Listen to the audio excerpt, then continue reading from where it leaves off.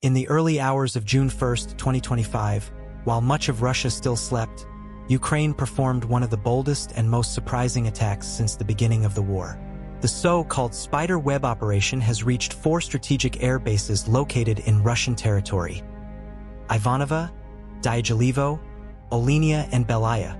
These bases were considered Russian long-range aviation sanctuaries, housing much of the strategic bombing fleet, including the dreaded Tu-95MS, the Tu-22M3, and the powerful Tu-160 Blackjack, fundamental aircraft for Moscow's nuclear capacity. The impact was immediate and devastating. About a third of all Russian strategic bombers parked on these bases have been destroyed or severely damaged. According to the Ukrainian government, more than 40 planes were hit, causing estimated financial loss at $7 billion. But the real damage was strategic. Moscow lost much of his ability to perform long-range attacks with missiles and cruise bombs. The operation was planned with surgical precision over a year, 6 months, and 9 days, coordinated by SBU, the Ukraine Security Service, under the leadership of Vasyl Maliuk. One detail that left the military world perplexed: part of this planning occurred inside Russia itself, in a building located next to the local FSB headquarters, the powerful Russian security agency that succeeded the feared KGB. The Ukrainian strategy was innovative and surprising. Small drones were hidden inside wooden structures that simulated houses and then transported in trucks to places near the Russian air bases.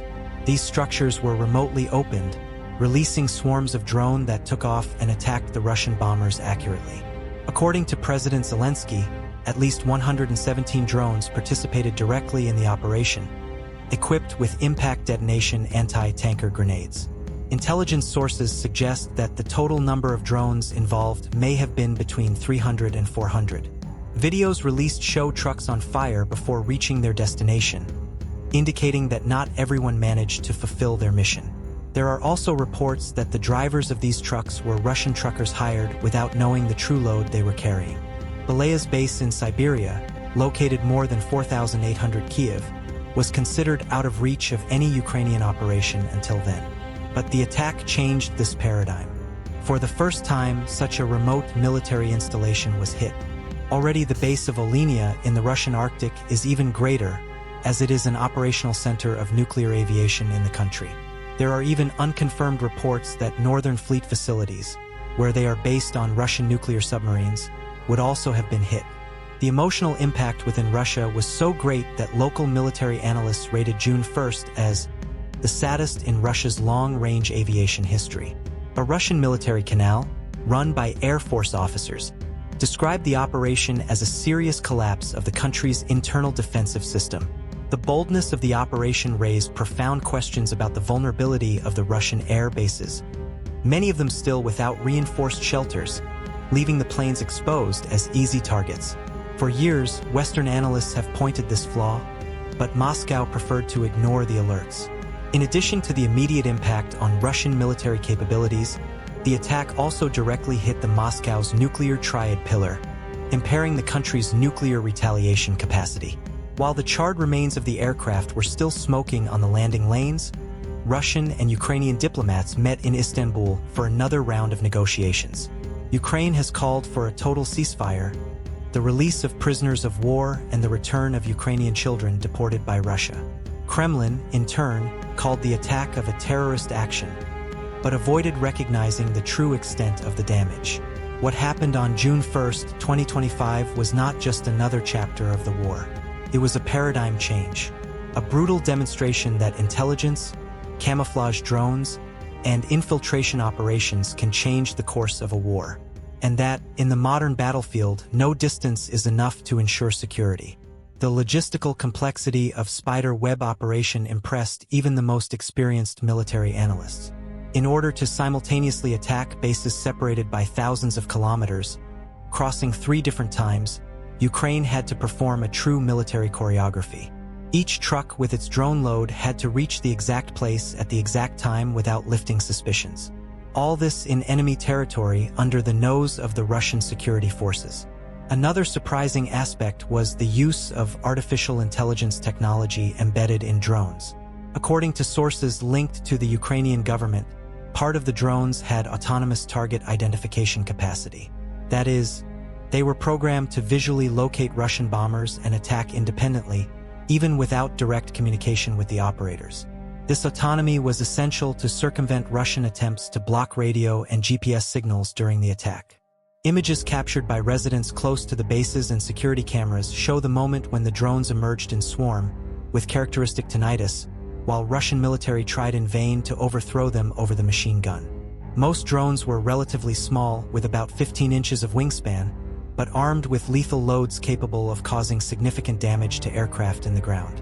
Reports also indicate that several trucks used to transport drones have been burned down before they were even able to open their wooden structures, suggesting that Russia at some point detected part of the operation.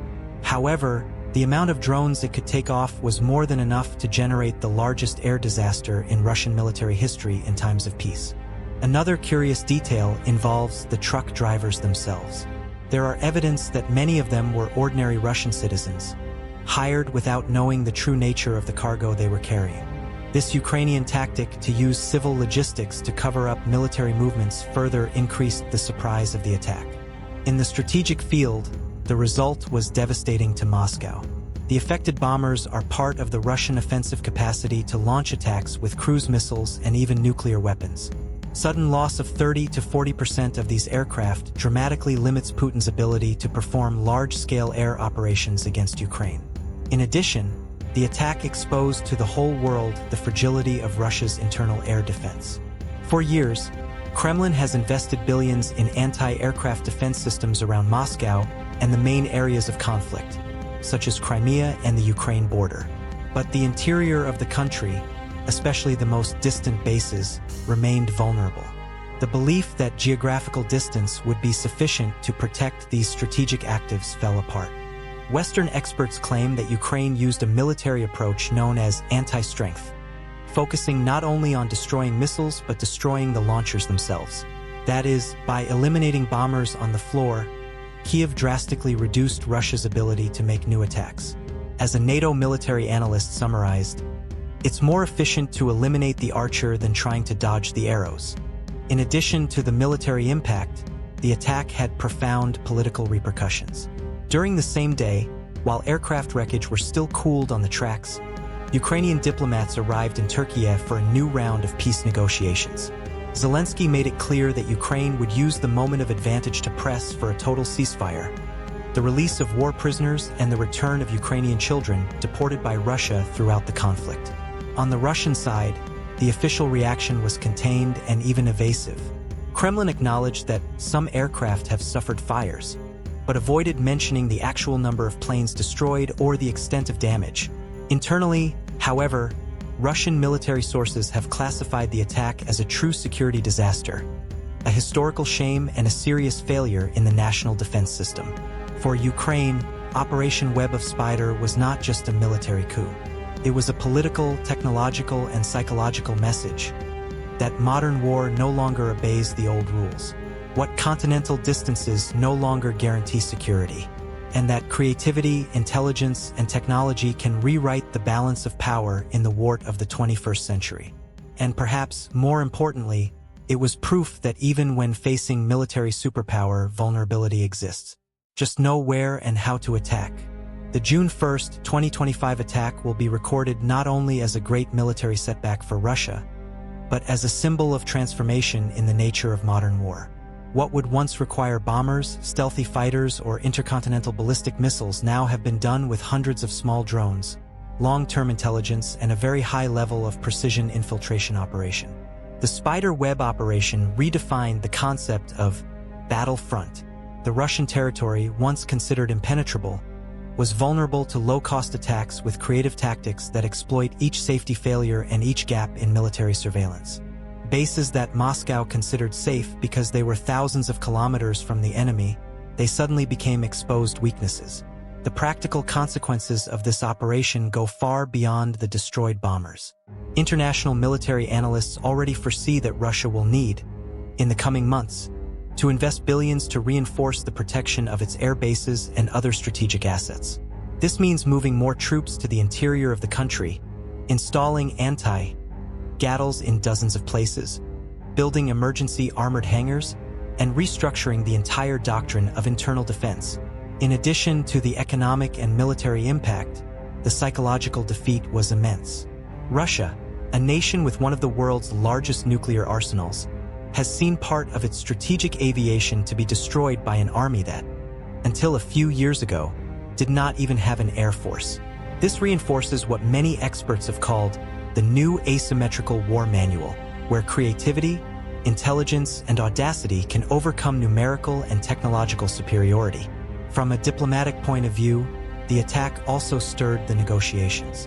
Ukraine, strengthened, reaches the Istanbul dialogue tables with a position of higher authority and high morals, while Moscow to the fullest try to minimize what happened to avoid a collapse of internal and international trust. On the other hand, the attack also raises a worldwide warning. What happened to the Russian bases can happen to any country that underestimate drones and infiltration operations. NATO experts and other military alliances are already beginning to review protocols and accelerate anti-drug defense programs. The future of war changed definitively on June 1, 2025. The geographical distance lost its protection capacity. Military bases, however remote, are now part of the battlefield. And the message that has stayed all over the world is simple and brutal. In modern war, who is faster, smarter, and most creative has every chance of winning, even facing giants.